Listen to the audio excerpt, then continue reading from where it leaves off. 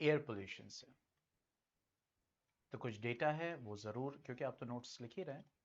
कल का जो है लेक्चर आज अपलोड हो जाएगा, ठीक है, क्योंकि कल इंटरनेट आया ही नहीं था, एकदम एकदम रात तक नहीं था, सुबह इवन मॉर्निंग तक नहीं आया था, 5 बजे मॉर्निंग तक। और ये सब भी नहीं चल रहा था। आज तो मैं ये आइडिया से क्लास ले रहा हूँ, पता है, आज अभी भी नहीं है, बट आइडिया से मैं क्लास ले रहा हूँ। And idea is awesome right now. और मैं अब इसी को रिचार्ज कराऊंगा। ये देखो, स्पीड देख लो, इतनी काफ़ी है ऑनलाइन क्लास के लिए, मतलब मोर देन एनफ। अब इसी को रिचार्ज कराऊंगा, इसी से क्लासेस लूंगा, मतलब ऑल्टरनेट। चलो, नाउ अब एयर पोल्यूशन मतलब क्या हुआ, देखो अब एयर क्या है, मीडियम है जहां पे पोल्यूशन हो रहा है, तो ऑब्वियसली जब एयर कंटेमिनेटेड हो जाएगी ऐसे अनवांटेड पॉइजनस टॉक्सिक सब्सटेंसेस से, तो उसको हम क्या बोलेंगे? Yes, that is called what? The air pollution. ठीक है, सो air pollution means the contamination of air, the contamination of air. अब हमारी 1 घंटे की पर्टिकुलर क्लास है, बहुत टाइम है, एकदम 6 बजे एग्जैक्ट स्टार्ट हुई। The contamination of air by harmful toxic gases, harmful toxic gases, smoke, dust, etc.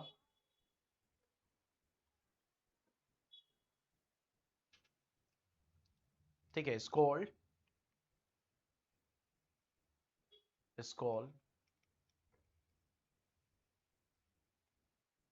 air pollution. That is called air pollution. Okay. अब इसमें pollutants means that could be gaseous part हो सकते हैं, particulate भी हो सकते हैं, ठीक है। तो अगर हम एयर, वही बताया 0.1 to 10 माइक्रोमीटर, ठीक है।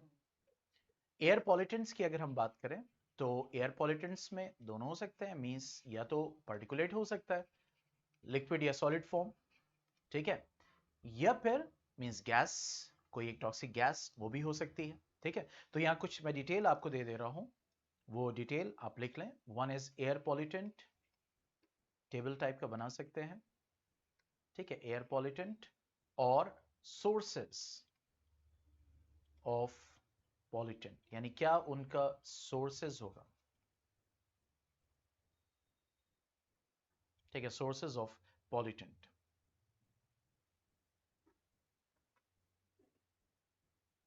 एक मिनट,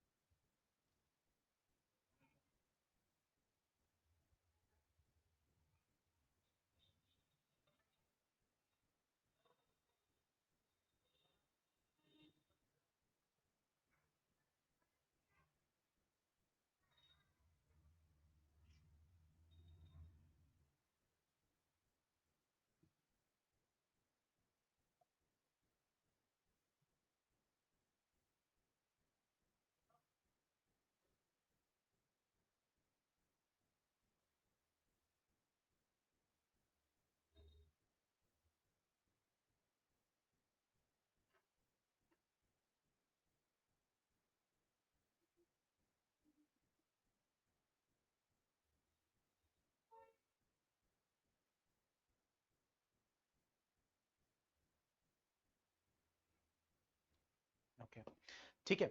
नाउ एयर पॉल्यूशन की, जैसे सबसे पहले हम लेते हैं oxides of sulphur, oxides of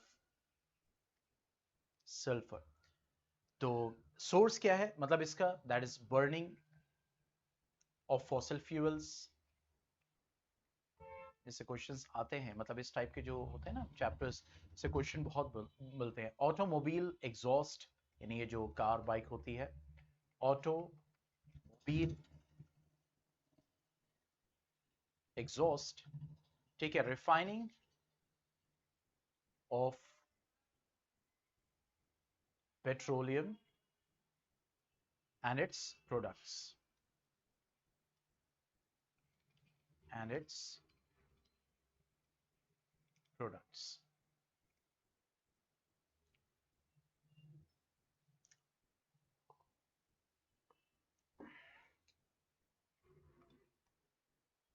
ठीक है, सेकेंड आते हैं ऑक्साइड्स ऑफ नाइट्रोजन।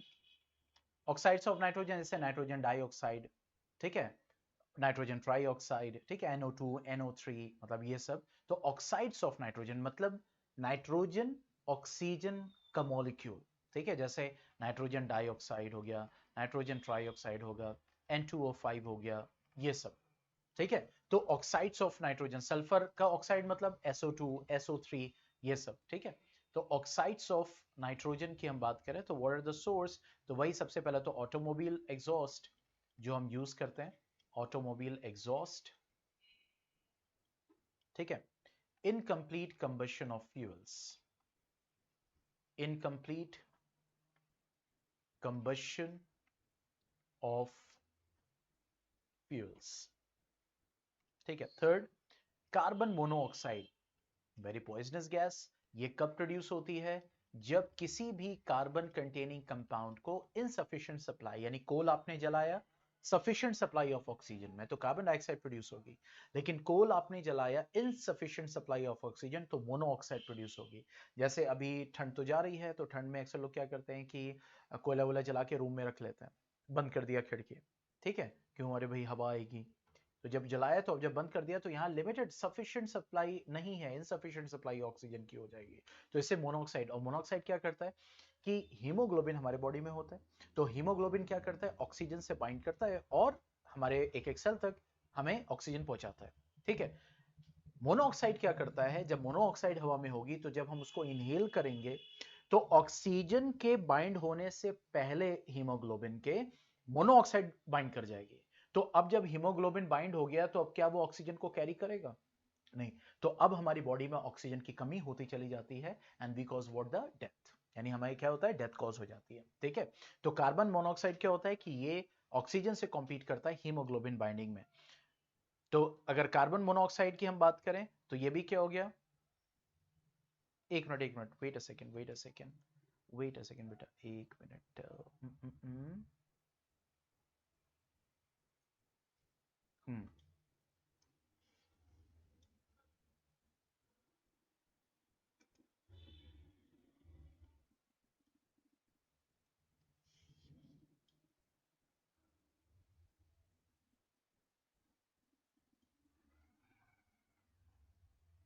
टेक्नोलॉजी, ये इसका है।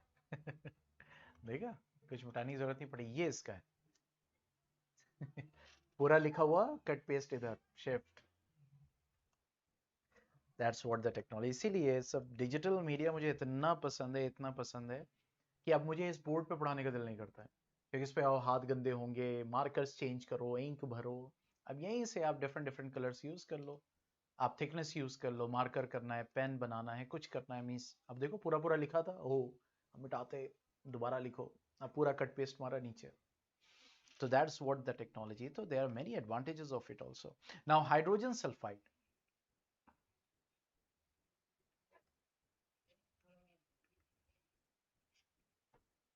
Hydrogen sulfide. That is city sewage, यानी कि, ठीक है, शहर का जो नाला होगा वहां से, इसे को जो आपके देखिए नाले से गुजरते एक में स्मेल आती है, तो बेसिकली वो सल्फर, हाइड्रोजन सल्फाइड की वजह से होता है, ठीक है। और डिके ऑफ ऑर्गेनिक वेस्ट, यानी ऑर्गेनिक वेस्ट का मतलब क्या हो गया, जैसे plants, animal sources, living organisms जब डेड कर जाती हैं तो उनके सड़ने से जो स्मेल आती है, तो वो भी होता है ना, कोई भी चीज खराब हो, खाना ही खराब हो तो देखा अरे बड़ी स्मेल आ रही है, ठीक है। तो वो स्मेल क्या होती है, that is due to sulphur compound, that is hydrogen sulphide. तो डिके ऑफ ऑर्गेनिक वेस्ट।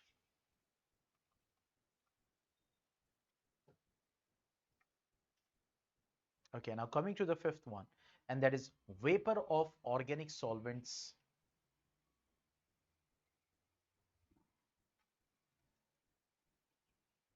ये भी पॉलिथीन की तरह यूज होते हैं, और हाउ, दैट इज पेंट्स, ठीक है, and varnish industry, paints and varnish industry, ठीक है, metal finishing,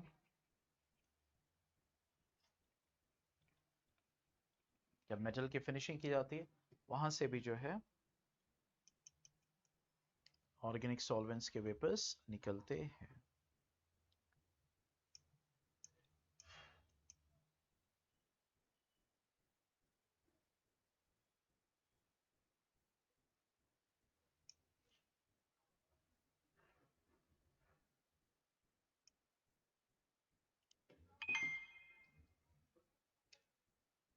okay. Hmm.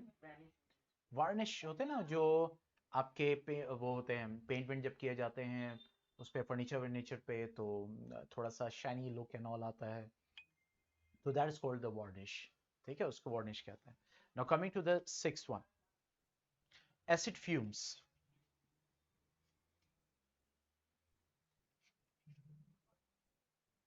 That is fertiliser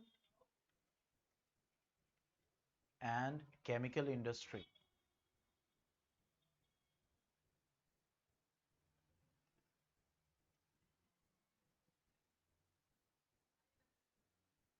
एक मिनट, ये यहाँ पे आप लिख लीजिए, that is dry cleaning.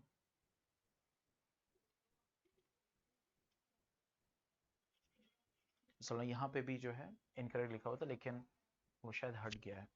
Dry cleaning हुआ, मेटल फिनिशिंग इसमें होगा, होता है ना, प्रिंटिंग मिस्टेक कभी कभी बुक्स में हो जाती है। तो फर्टिलाइजर, रुक जाओ, मैं इसको एक बार पेन देना, इसको मैं यहाँ हाईलाइट ही कर लूँ, ये हल्का हो गया, तो बुक में निशान लगाते वक्त अच्छा नहीं लगता है।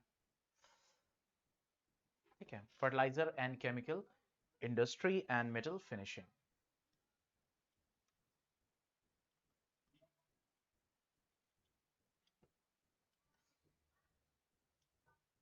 ठीक है, फिर आते हैं सॉलिड पॉल्यूटेंट्स के ऊपर।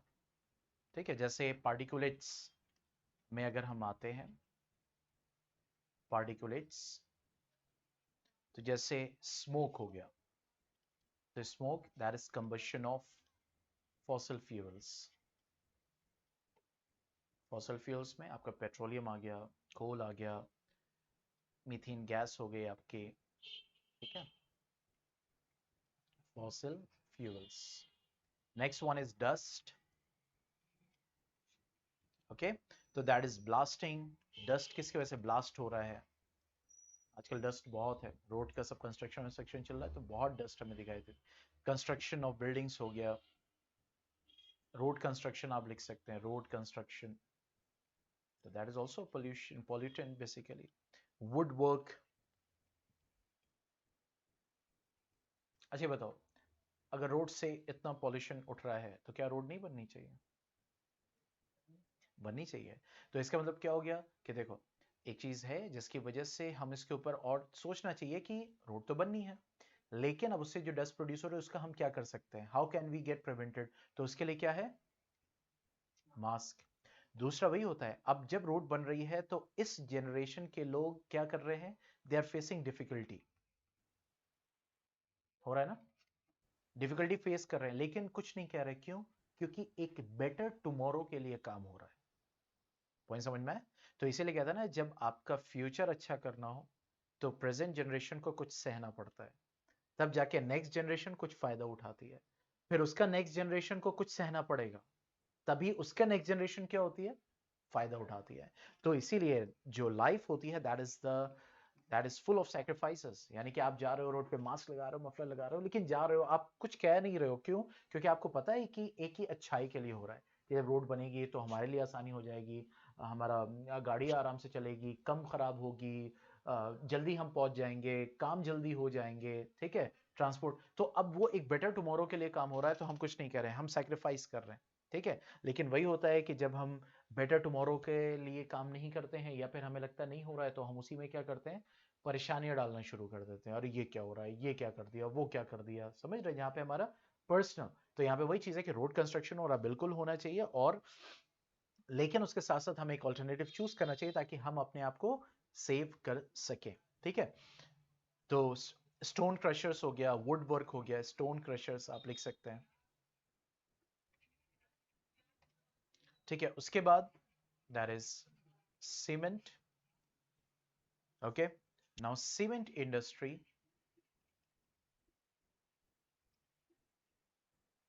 okay, and construction of buildings, construction of buildings, ठीक है। उसके बाद एस्बेस्टॉस,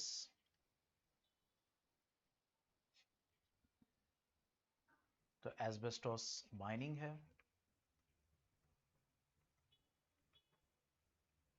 ठीक है। मैन्युफैक्चर ऑफ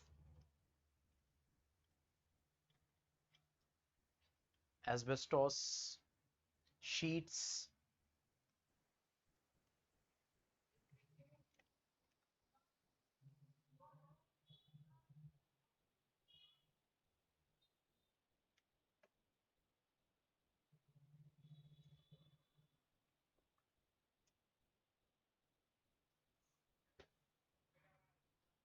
ये दिख रहा है, कहीं देखा है, यहीं लगी हुई ऊपर। तो ये कौन सी शीट्स हैं? Asbestos sheets. तो जाहिर सी बात है इसमें से क्या होगा, जब गड़ निकलेगी तो वो किसकी तरह काम करेगा, दैट विल बी, इससे पहले पता है इसको एस्बेस्टॉस शीट कहते हैं, नहीं बताते ना, ठीक है। तो यही है कि एज मींस जब शीट्स बनाई जाती है तो उसमें गर्द और धूल निकलती है, तो उसकी वजह से, और फायर प्रूफ फैब्रिक जब बनाते हैं, फायर प्रूफ फैब्रिक, ठीक है। Now coming to the next and that is lead oxide.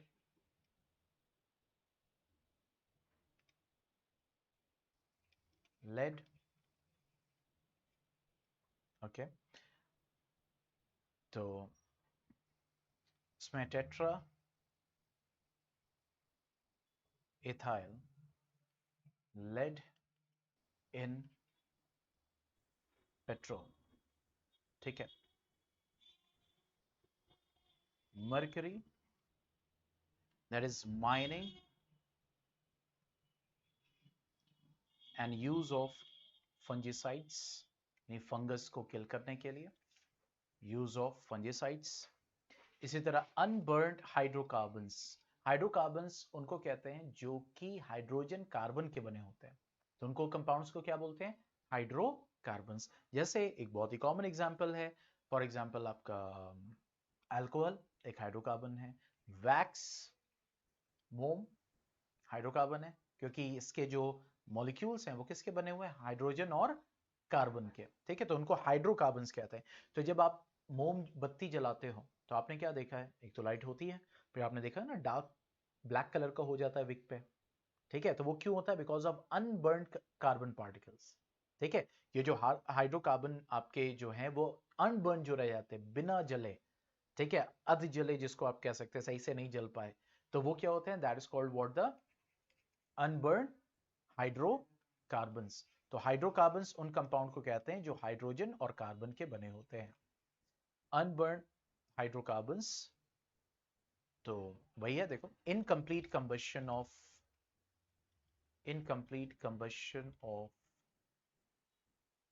Petrol diesel,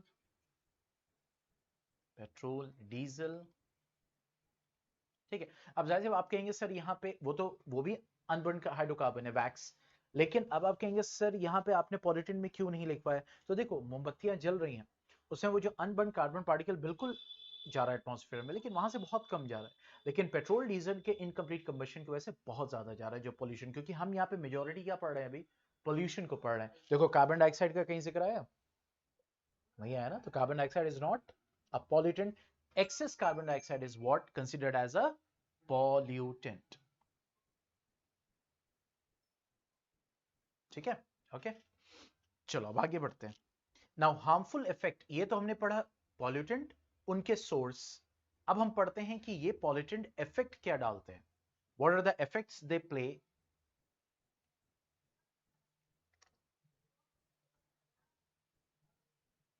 एक minute,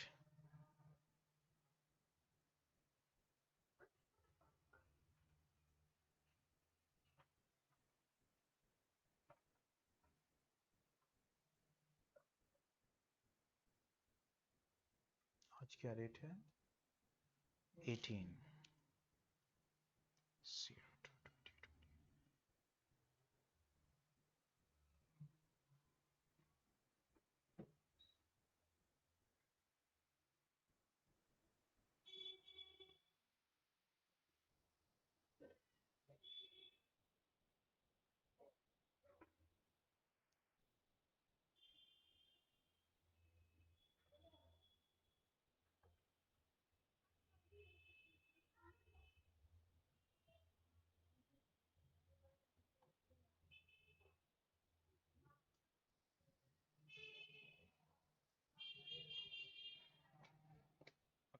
Now coming to the next topic, and that is harmful effects of air pollutants. Harmful effects of air pollutant. देखो आमतौर से ये जो air pollutant है तो जाहिर सी बात है हवा में है, तो किसके थ्रू ये हमारी बॉडी में जाएंगे? इनहेल करेंगे, सांस लेंगे। तो ज्यादातर बीमारियां किससे रिलेटेड होनी चाहिए? यस, यानी कि जो हमारा रेस्पिरेटरी सिस्टम है उससे रिलेटेड बीमारी होनी चाहिए। क्यों? क्योंकि ये पॉल्यूटेंट सांस के थ्रू ही अंदर जा रहे हैं। तो सबसे पहले हम बात करेंगे ऑक्साइड्स ऑफ सल्फर, यानी ये पॉल्यूटेंट है और इससे क्या नुकसान है। तो oxides of sulphur, that is SO2 and SO3। ये डिटेल में इसलिए कर रहा हूं बेटा क्योंकि इससे क्वेश्चन बनते हैं, कि याद रखिएगा। ठीक है, SO2 SO3। तो अब क्या प्रॉब्लम करते हैं? They cause respiratory, they cause respiratory problems, they damage lungs, produce acid rain, क्योंकि जो तेजाबी बारिश होती है, क्योंकि सल्फर है, नॉन मेटल ऑक्साइड है, तो जब ये बारिश के पानी से मिलेगा तो एसिड प्रोड्यूस करेगा। ठीक है, तो इसीलिए that produce what? Acid rain and cause corrosion, जिसकी वजह से क्या करेगा? कोरोजन कॉज करेगा।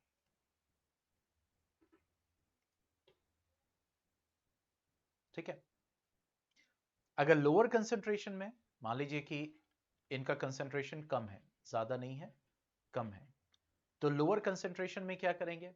They cause irritation in throat, क्योंकि जब सांस लेंगे तो थोड़ा जलन टाइप की, इरिटेशन इन थ्रोट।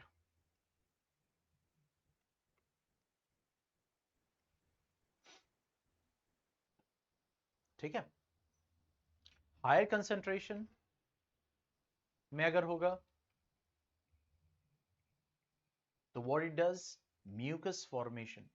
अब देखो म्यूकस क्या होता है, मैं आपको बताऊं। म्यूकस हमारी बॉडी में जो विस्कस, आप कह सकते हैं कि मटेरियल प्रोड्यूस होता है, जैसे हमारी बॉडी है अंदर से, तो ये बताओ अंदर से ड्राई है या वेट है?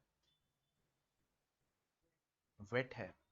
यानी जब हम कोई भी चीज खाते हैं या पीते हैं, आप देखो जैसे सलाइवा ही है, अगर आप सलाइवा लोगे तो आप देखो विस्क पानी नहीं होगा, एकदम पानी तो होता ही है उसमें, लेकिन जब आप उसको टच करोगे तो you will find what? Viscous, sticky type तुम्हें मिलेगा।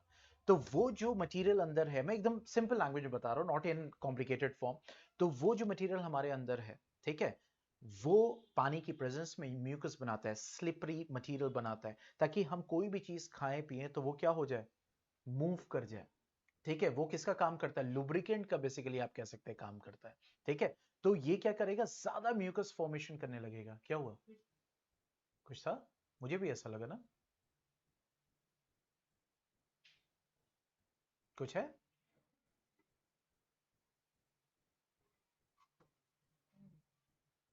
वहां पे कौन है?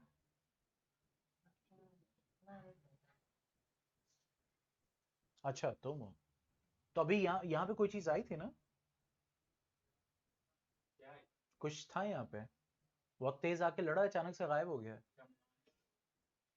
तो चमगादड़ दिखना तो चाहिए इतने जरा से एरिया में। और ये जब हो रहा तो मुझे भी वो दिखा वहां पे, यही यही दीवार पे था ये फोटो जो अम्मी अब्बा की लगी हुई है,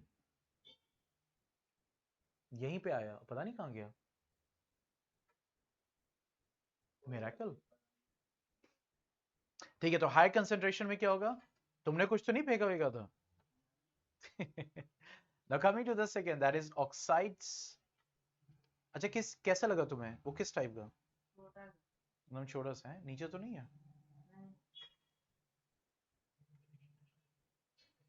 ठीक है, जाएगा कहाँ?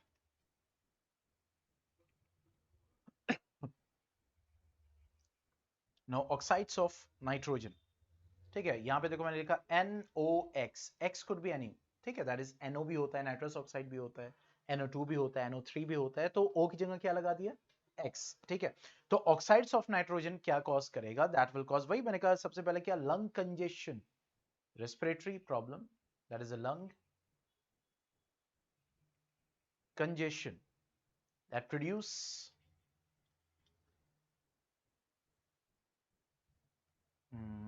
कहाँ गया रे? Sorry, that produce smog. Smog क्या होता है? क्या हो सकता है? कुछ अंदाजा लगाओ. मैं हिंट देता हूं. ट्यूचिंग. ट्यूचिंग क्या है? इस वक्त आप अजीजिया ट्यूचिंग में है. ठीक है, तो ट्यूचिंग क्या है?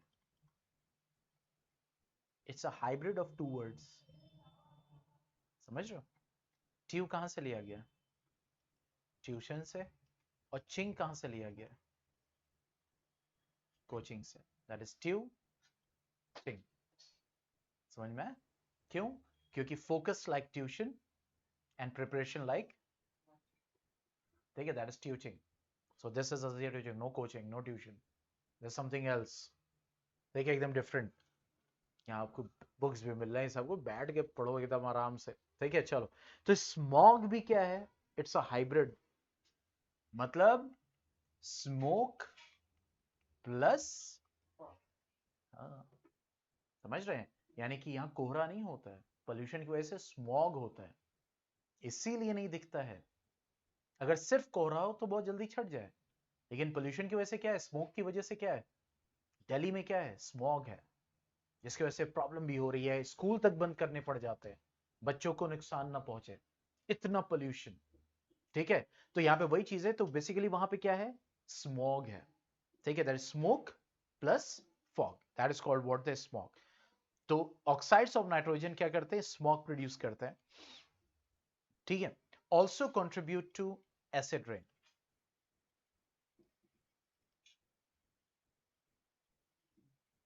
They also contribute to acid rain. ठीक है. Now coming to the third, and that is carbon monoxide.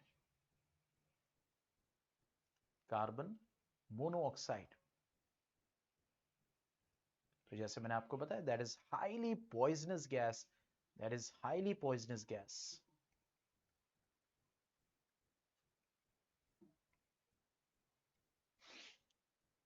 ठीक है. Now when inhaled, मैं short में लिखवा दे रहा हूं. When inhaled may cause unconsciousness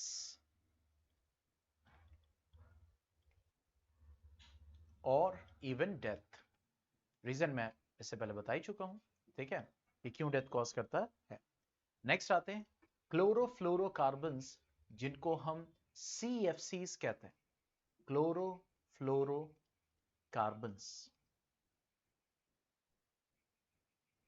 ठीक है, इनको हम बोलते हैं CFCs, क्लोरोफ्लोरोकार्बन. और कहां से ये रिलीज होते हैं? ये आपके जेट प्लेन्स, AC, रेफ्रिजरेटर.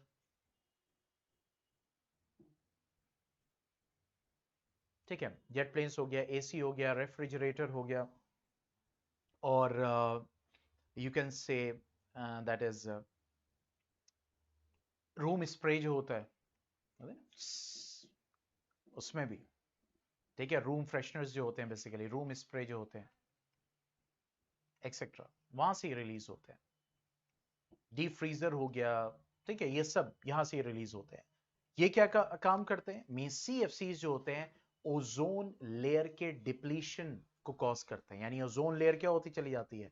पतली होती चली जाती है, जिससे क्या होगा? यूवी रेज अंदर आना शुरू हो जाएंगे ज्यादा अमाउंट में, जिससे हमें कैंसर हो सकता है, इरिटेशन हो सकती है, डिफरेंट स्किन डिजीजेस हो सकती है. ठीक है, तो यहां पे वही है कि what it causes ozone layer depletion.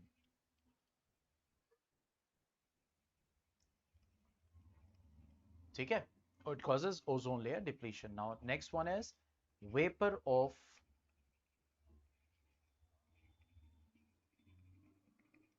organic solvents. Sarfaraz, जब मेरे नीचे बैग रखा होगा ना, जो मैं ले जाता हूँ, जरा उसको लेते आना, यहाँ पे रख देना. ठीक है, वेपर ऑफ ऑर्गेनिक. तो अब जाहिर सी बात है, ऑर्गेनिक सॉल्वेंट जैसे पेंट्स हो गए, वार्निशर्स हो गए, यहाँ से निकलते ही हम ऑलरेडी पढ़ चुके हैं. So what it does, means irritation in eyes, throat, nose, etc. ठीक है, इरिटेशन कॉज करने लगेंगे. ठीक है. Now coming to the sixth one, that is hydrogen sulfide. Hydrogen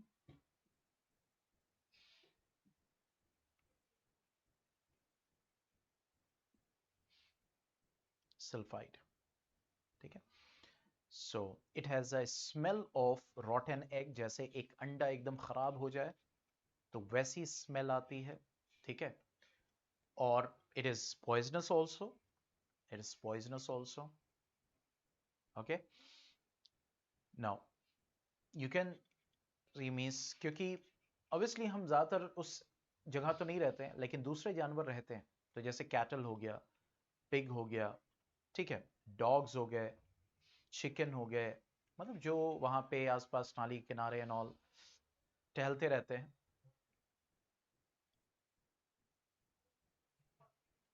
ठीक है, चिकन हो गया.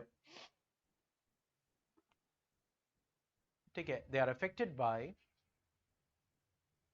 H2S. That is a formula of hydrogen sulfide. H2S. ठीक है. It may cause headache in humans.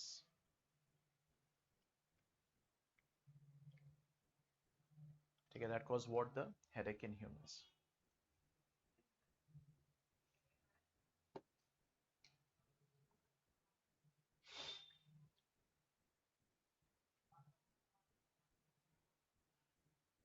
ठीक है. तो ये कुछ पॉलिटेंस है. अब हम बात करेंगे किसकी, क्योंकि अब हम वन बाय वन बात करेंगे ग्लोबल वार्मिंग की, हम बात करेंगे एसिड रेन की. ठीक है. देखो, सबसे पहले हम बात करते हैं ग्लोबल वार्मिंग से पहले हम बात करेंगे ग्रीन हाउस इफेक्ट की. ठीक है.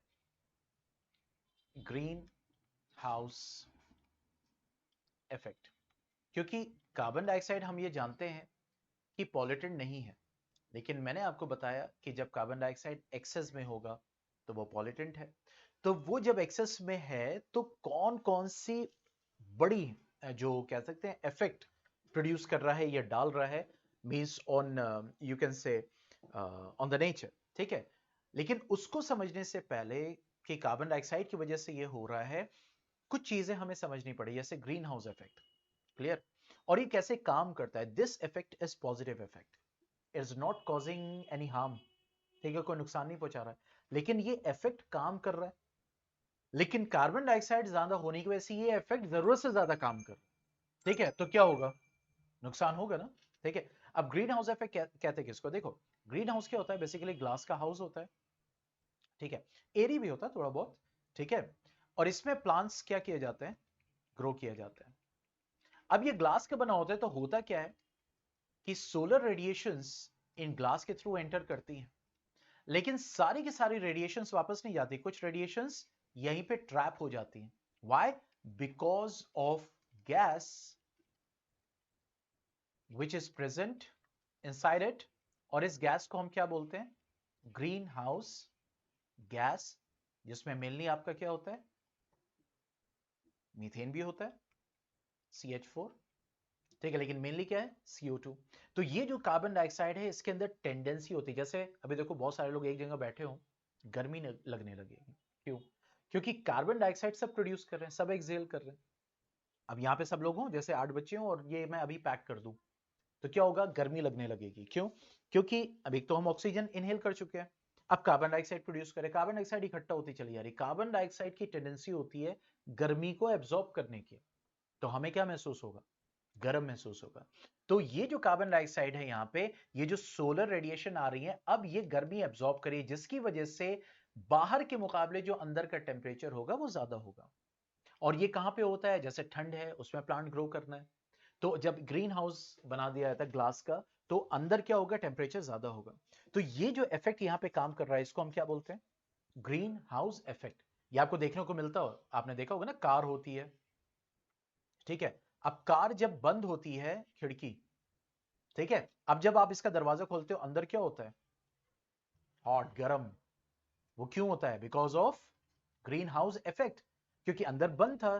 जो आपका जो कार होती है उसका जो खिड़की है वहां से सोलर रेडिएशंस आई, ठीक है, गर्मी आई, और जब गर्मी आई तो अंदर जो गैस है उसको ट्रैप कर लिया गर्मी को, तो बाहर के मुकाबले अंदर क्या होता है, बहुत गर्म होता है। इफेक्ट कौन सा काम कर रहा है, ग्रीन हाउस इफेक्ट।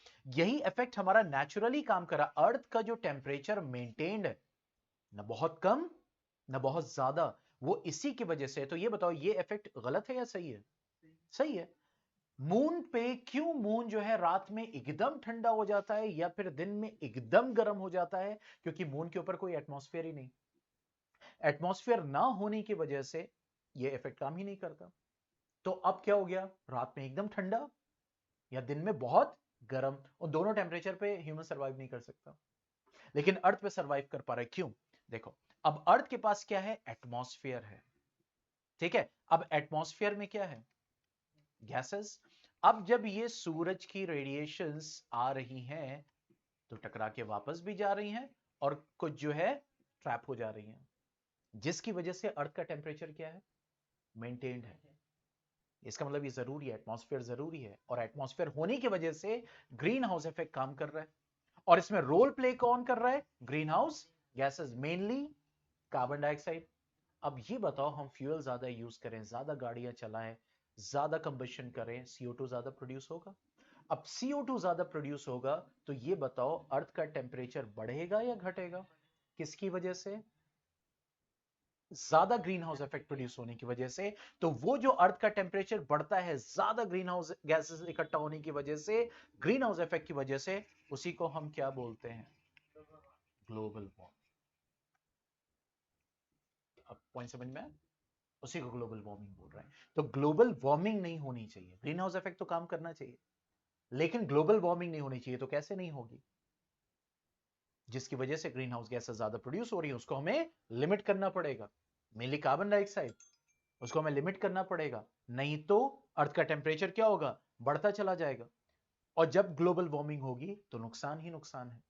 ठीक है, क्या उसका नुकसान होता है, आगे बढ़ते हैं, उसको लिख सकते हैं। Means effects of global warming. Global warming समझ में आ गया? ठीक है। अब इफेक्ट्स ऑफ ग्लोबल वार्मिंग की अगर हम बात करें तो सबसे पहला, change of, you can say the pattern of crop cultivation, change of pattern of crop cultivation, change of pattern of crop cultivation। ठीक है, क्रॉप साइकिल में चेंज आ जाएगा, क्रॉप्स ग्रो करने में परेशानी आएगी। पॉइंट समझ में आया? क्रॉप्स ग्रो ही नहीं कर पाएंगे क्योंकि उसको प्रॉपर साइकिल मिलेगी ही नहीं, तो इस वजह से क्रॉप कल्टीवेशन में चेंज आ जाएगा। It will affect the monsoon. अब देखो, बारिश होना चाहिए कहां पे, जून के लास्ट तक, जुलाई शुरू तक बारिश शुरू हो जानी चाहिए। देखो बारिश कहां चली जाती है, अगस्त सितंबर तक बारिश हो रही है, जून जुलाई में दिख ही नहीं रही है बारिश। समझ रहे हो? तो इसका मतलब क्या हो गया, देयर विल बी इफेक्ट, यानी इस ग्लोबल वार्मिंग की वजह से the effect will be seen, effect the monsoons, ठीक है, रेन्स एडवर्सली, पूरी तरीके से इफेक्ट होंगे। बेवजह बिना किसी टाइम के जो है बारिश होगी, बारिश के टाइम पे नहीं होगी, बारिश दूसरे टाइम पे होगी जब रिक्वायर्ड भी नहीं होगा। ज्यादा गर्मी होगी, it will melt the polar ice. जो पोलर आइस है, आर्कटिक एंटार्क्टिक रीजन, यहाँ जो बर्फ है ये क्या होगी, पिघलना शुरू हो जाएगी, और हो ही रही है। तो जिससे क्या होगा, समुद्र का पानी बढ़ेगा, जिससे क्या होगा, पानी का लेवल बढ़ेगा, जिससे क्या होगा, बाढ़ जैसी सिचुएशन आएगी। ठीक है, it will melt the polar ice and the flood will be caused. पूरी दुनिया में बाढ़ जैसी सिचुएशन आ जाएगी। अब कैसे हम इसको रिड्यूस कर सकते हैं, how the global warming effect can be reduce? तो सबसे पहला, बहुत ही important and simple, that is planting more trees. यानी अपनी छत पे, बाहर, हर जगह। अभी मेरा पूरा प्लान है, ये पूरा जो एरिया है इसको, ये जो ऊपर वाला एरिया है इसको बहुत अच्छे से, मतलब जहां रहे वहां ग्रीनरी, ताकि ज्यादा क्या होगा, ऑक्सीजन प्रोड्यूस होगी और हम लोग फ्रेश रहेंगे। ठीक है, अभी मुझे एकदम टाइम ही नहीं मिल पा रहा, मुझे नए नए पेड़ लगा के पूरा सब पूरा ये अच्छे से फिर से रिवाइव करना है। ठीक है, तो प्लांटिंग मोर ट्रीज, जिसकी वजह से ग्लोबल वार्मिंग का इफेक्ट जो होगा वो कम हो जाएगा। दूसरा, किस वजह से, जाहिर सी बात है कार्बन डाइऑक्साइड गैसेस नॉर्मल हो, ठीक है, एक्सेस में ना हो, तो वही है reducing the use, reducing the burning of, basically क्योंकि उसी से ज्यादा हो रहा है, reducing the burning of fossil fuels, ठीक है, reducing the burning of fossil fuels,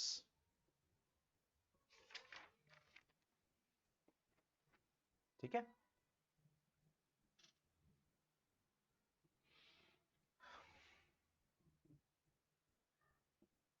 okay, चलो अब आगे बढ़ते हैं next, and that is acid rain.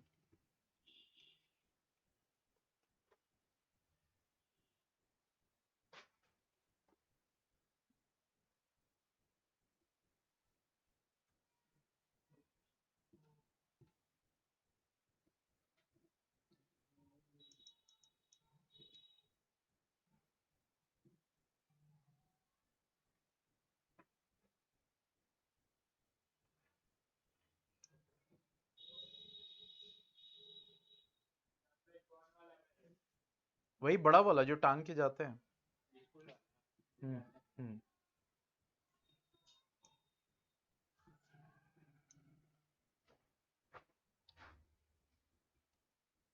Okay, अब देखो एसिड रेन क्या होता है बेसिकली, जैसे बताया जो ऑक्साइड्स ऑफ सल्फर है, ठीक है, ऑक्साइड्स ऑफ सल्फर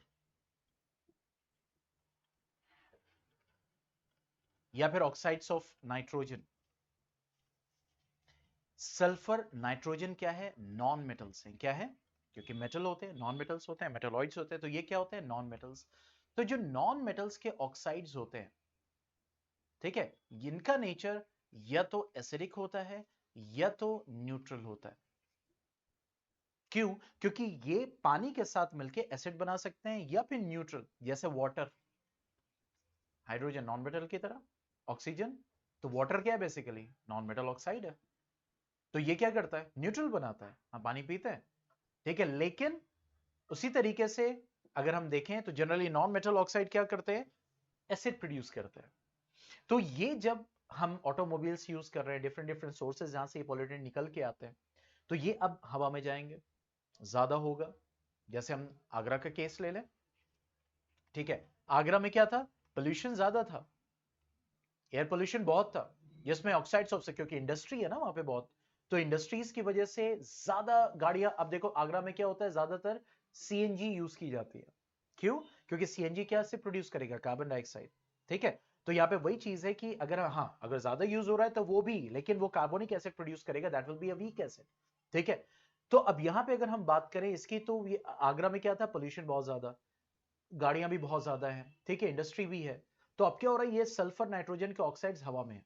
अब जब बारिश हुई तो बारिश से में ये जो ऑक्साइड्स हैं ये मिक्सअप हुए और क्या प्रोड्यूस किए, एसिड। तो उसको हम क्या बोलते हैं, एसिड रेन। अब जब ये एसिड रेन पड़ी तो ताजमहल, ताजमहल का कलर जो है एकदम फीका पड़ने लगा, पीला पड़ने लगा।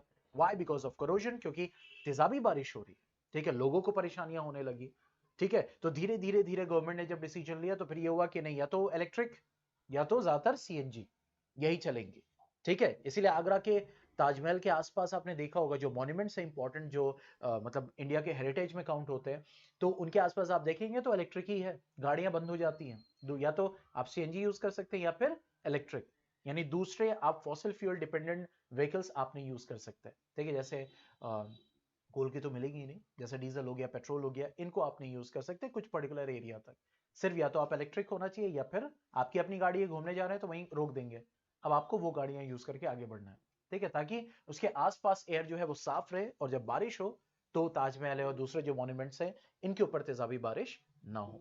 तो ये जो ऑक्साइड्स ऑफ सल्फर नाइट्रोजन होता है, ये बारिश के पानी के साथ मिलकर क्या होते हैं, that is acid rain produce करते हैं। So what will be the damage, क्या डैमेज करेंगे, डैमेज ही डैमेज है। जब होगा बिल्डिंग को कोरोड करेंगे, मिडल का कोरोजन करेंगे, फिर जब रिवर बॉडीज में जाएंगे तो वहां पे जो एक्वेटिक ऑर्गेनिज्म है, मछलियां हो गई, क्रैब्स हो गए, ठीक है, वो वाटर वीड्स हो गए, ये सब क्या होंगे, इनको डिस्ट्रॉय करेगा, ठीक है। तो वही चीज है कि it damages the nutrition level, it damages the nutrition level of leaves of plants. It promotes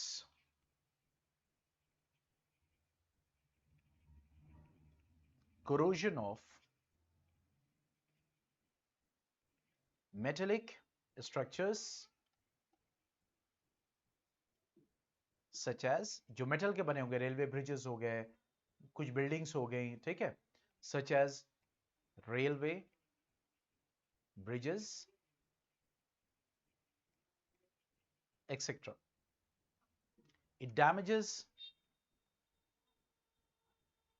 structure of marble, cement, even cement also, ठीक है, etc. यानी जो उनके, उसके बाद it damages the aquatic organisms, the aquatic organisms, ठीक है. It leads to, अब जाहिर सी बात है जब जमीन पे गिरेंगे तो सॉइल फर्टाइल नहीं होगी, इनफर्टाइल हो जाएगी. मतलब एसिड जब ज्यादा होगा मिट्टी में तो प्लांट ग्रो कर पाएंगे नहीं, तो वो सॉइल क्या कहलाएगी, इनफर्टाइल. फर्टाइल मतलब प्रोड्यूसिंग, ठीक है, जो रिप्रोड्यूस कर सके, ठीक है, और इनफर्टाइल मतलब जो ना कर सके. तो it leads to the loss of soil fertility.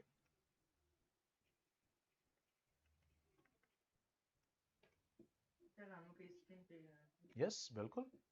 It will cause damages to skin, damages to humans, बिल्कुल, ठीक है.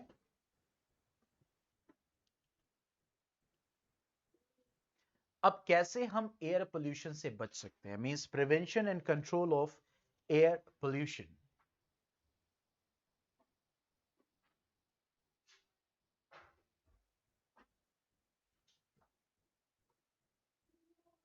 ये लिख लिया, हो गया, हो गया, okay. Now prevention and control of air pollution, prevention and control of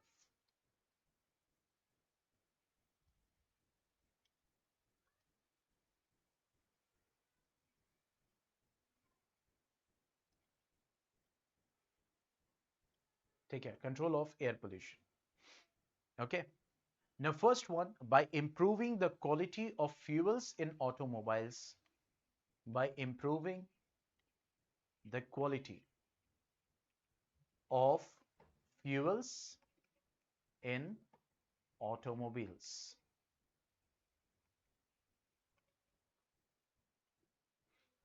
okay, जैसे सीएनजी को यूज करना, ठीक है. CNG is what, compressed natural gas.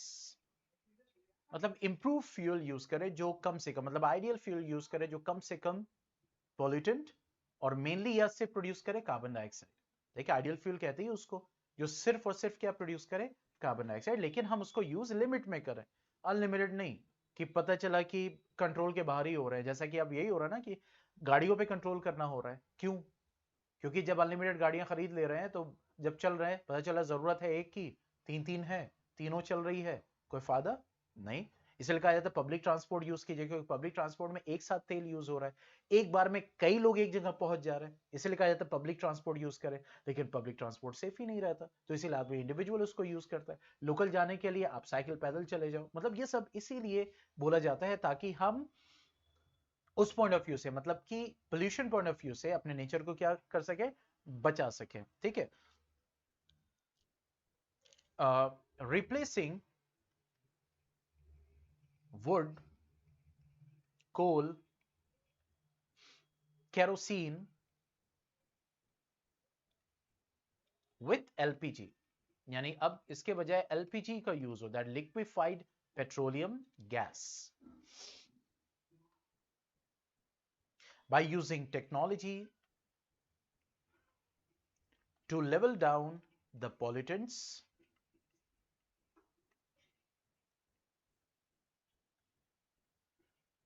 ठीक है, to level down the pollutants. Now planting more trees, planting more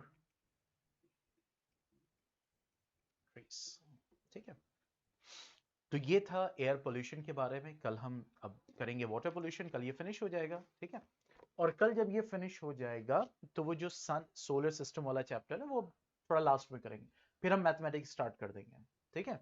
तो कल मान लीजिए अगर टाइम पे हो जाता है, टाइम से पहले बहुत हो जाता है, तो मैथमेटिक्स भी मैं स्टार्ट कर सकता हूँ, या फिर उस चैप्टर को मैं कंटिन्यू कर दूंगा, समझ रहे, ताकि मैथ का जितने 2-3 चैप्टर हुआ हो जाए, फिर हम सिर्फ कंपटीशन की बुक लेके और उसी से क्वेश्चन सॉल्व करें जितना हो सकता है मैक्सिमम, ठीक है, जो हमारे पास टाइम बचा हुआ है, चाहे वो साइंस से रिलेटेड हो, चाहे वो, क्योंकि रिकॉर्डेड लेक्चर्स देख रहे हो कि नहीं देख रहे हो, फायदा पहुंच रहा है कि नहीं पहुंच रहा है, मतलब ऐसा तो नहीं कहा नहीं यूजफुल नहीं हो रहा है, यूजफुल हो रहा है कि नहीं हो रहा है, नहीं है, मेरा दिल रखने के लिए रियलिटी में पूछे, मतलब है ना, समझ में आ रही चीज है, क्योंकि बहुत डिटेल में वो पढ़ा है, तो जब डिटेल में पढ़ा है तो ऑब्वियसली एक एक चीज, तो उसी चीज को तो वहां वो टाइम कवर करते रहो, यहाँ पे ये टाइम कवर होता रहेगा, तो एक ही बार में आपका डबल फायदा है, पॉइंट समझ में आ रहा है, ठीक है। चलो